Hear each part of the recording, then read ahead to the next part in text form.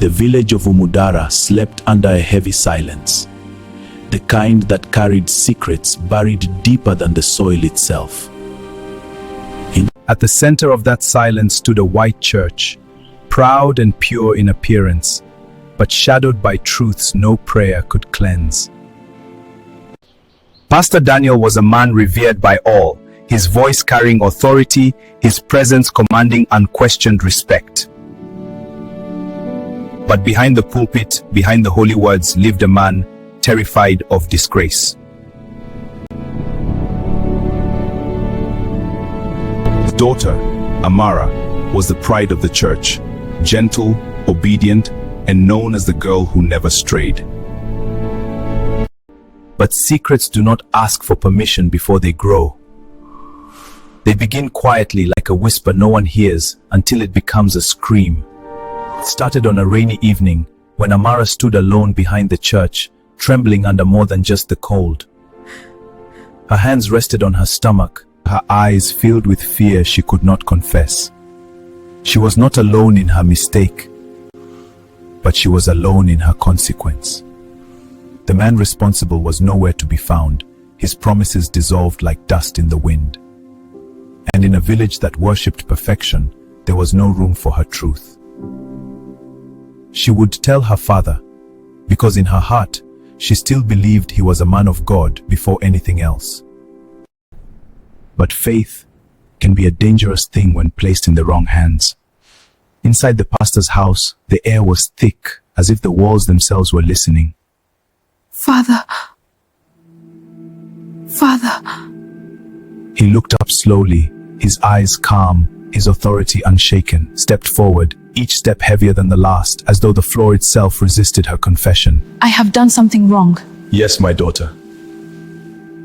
The room fell silent, the kind of silence that listens. Pastor Daniel closed his Bible gently, his expression unreadable. Speak. I am with child. And with that single word, her world began to collapse.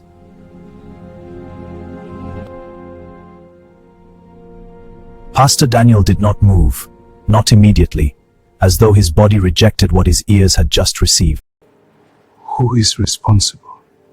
His voice had changed, no longer calm, no longer gentle, but heavy with something darker. He left. I don't know where he is anymore. Those words struck harder than the confession itself. Not only was she pregnant, but there was no one to carry the blame.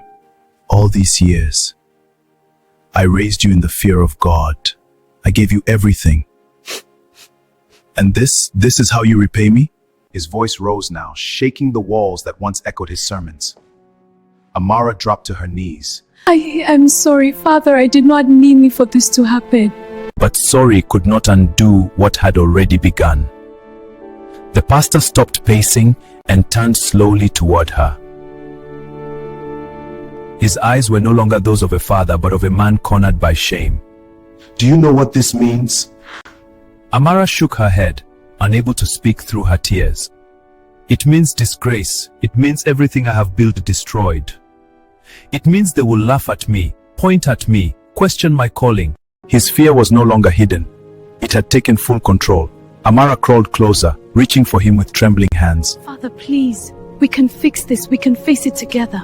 But he stepped back, not as a man avoiding pain, but as one rejecting it entirely. There is nothing to fix, he said coldly. There is only what must be done.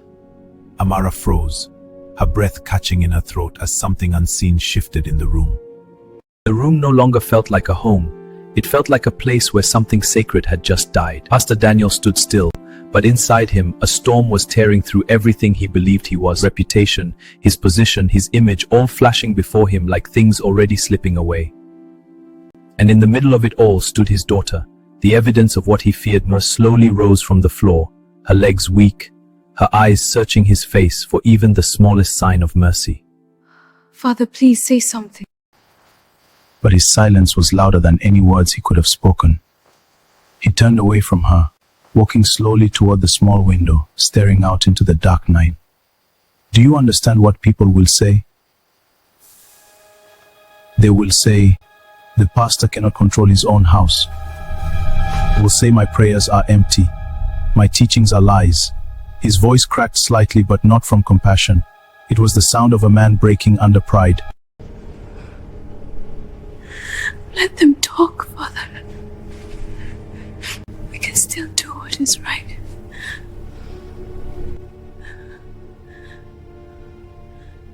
We can still glitch up. We can still... Enough! For a brief moment, the father she knew was gone. In his place stood a man consumed by fear of judgment. You think this is about doing what is right? This is about survival. This is about protecting everything I have built. And you? Those words lingered fragile, almost pleading for humanity. But something inside him refused to hear them. There is only one way this never happened. The words fell quietly, but carried a weight that froze the air itself. Amara stepped back instinctively, her body sensing what her mind refused to accept. Father, what do you mean?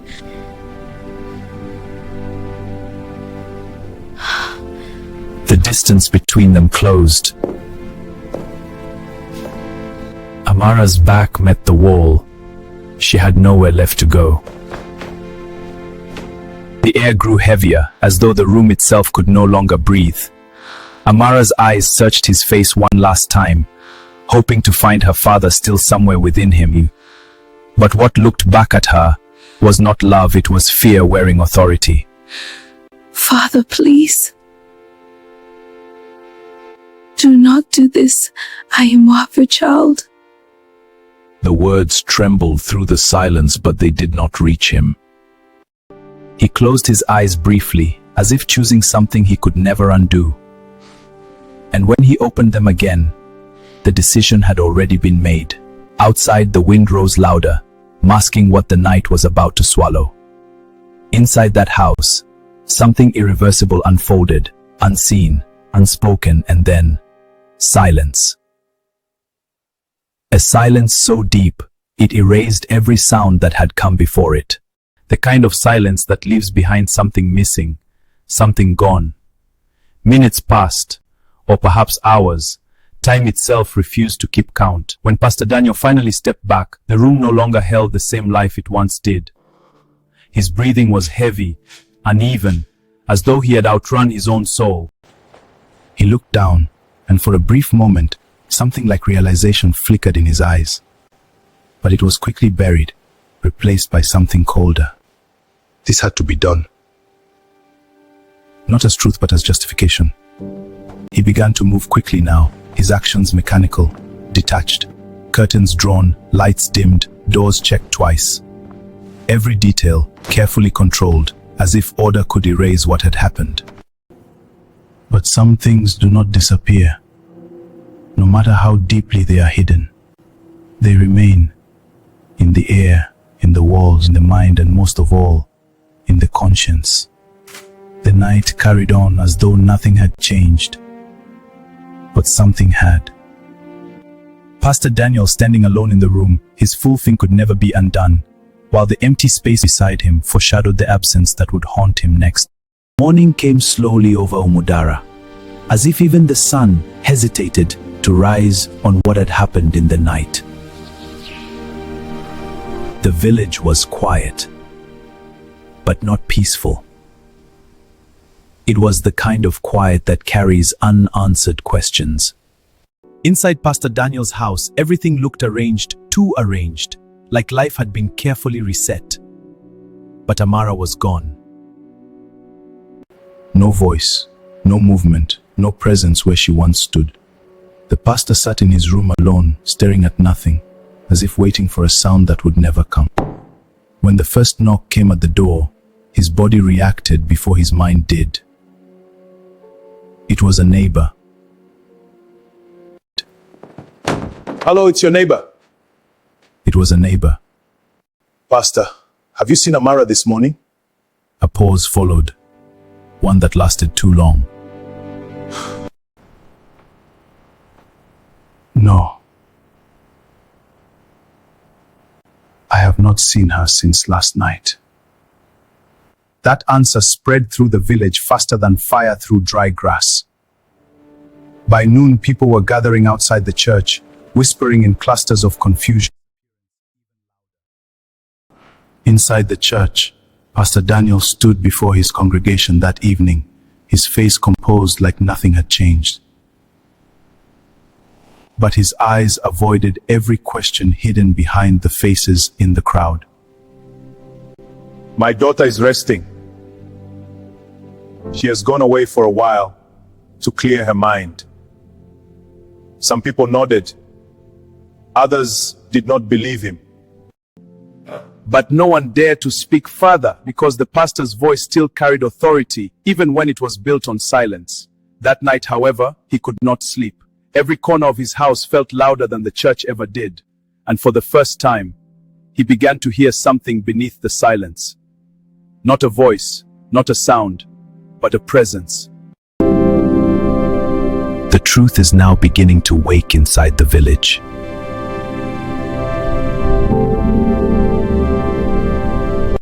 In a village where nothing stayed hidden for long, silence itself became suspicious. By the second day, whispers had grown louder than greetings. Women at the well spoke in hushed tones, with their eyes shifting every time the pastor's name was mentioned. Men gathered under the old tree, discussing what no one wanted to say openly. And through all of it, one question refused to rest. Where was Amara? But there was someone who had seen more than others. A boy named Chike. He was young, quiet. He was the kind of child people rarely noticed. But on that night, he had been awake.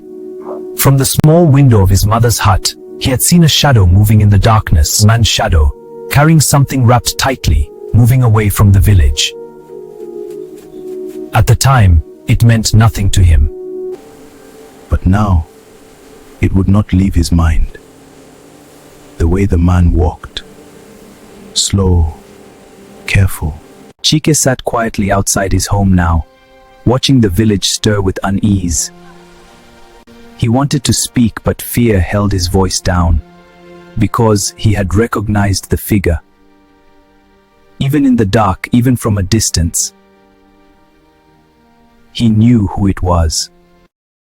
Back at the church, Pastor Daniel continued his routines as though nothing had changed. But something had changed. His voice no longer carried the same certainty.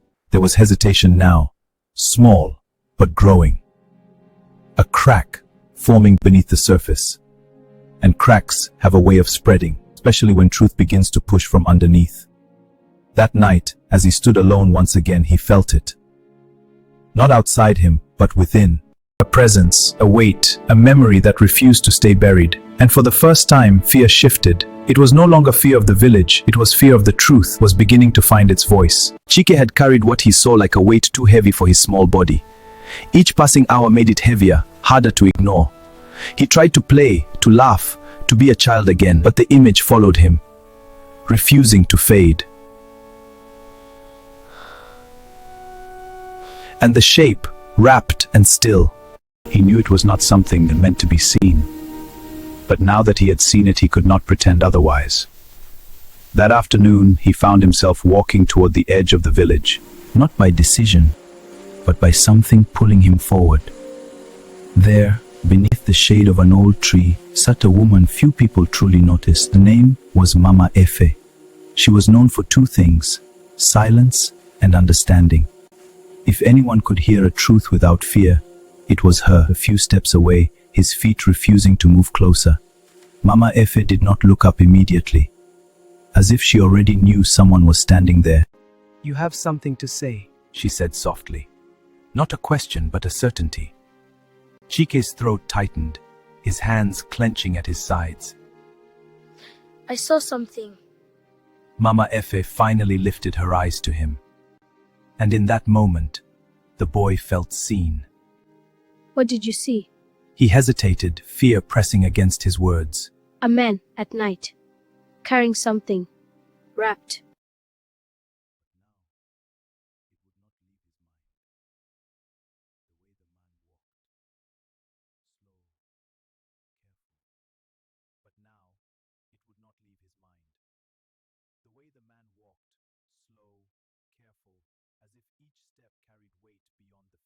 Mama Efe's expression did not change, but her silence deepened.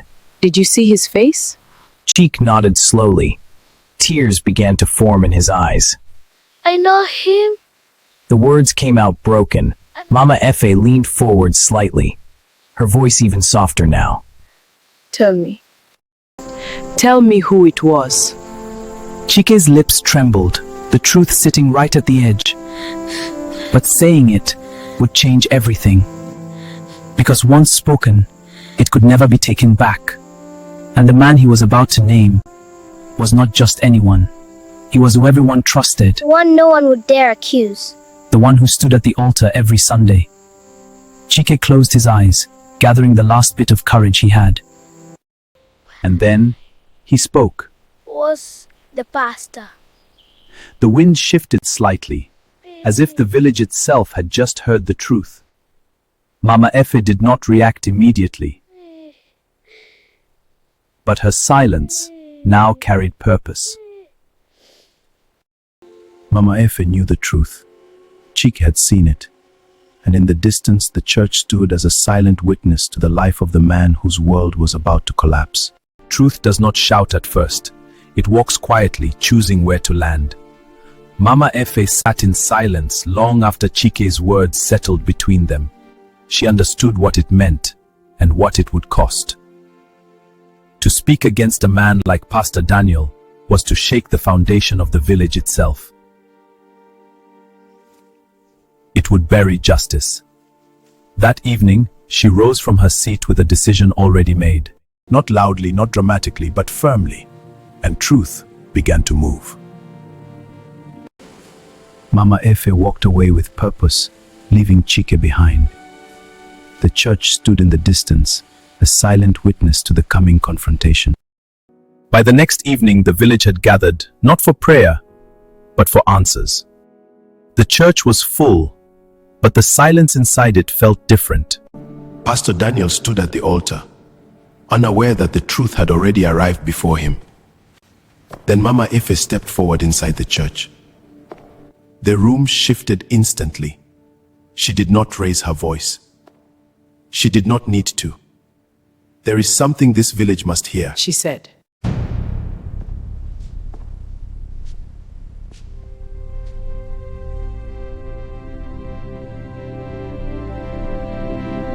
Truth, once spoken, cannot be returned to silence.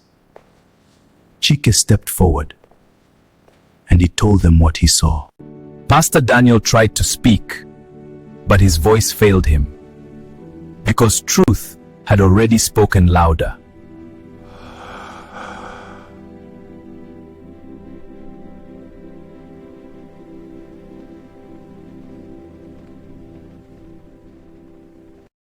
A man can hide from people, but not from what he has done. The village did not shout, it withdrew. Respect turned into distance, authority into emptiness. And Pastor Daniel into a man no longer recognized. His house remained standing, but it was no longer a home. Silence returned, but this time it spoke.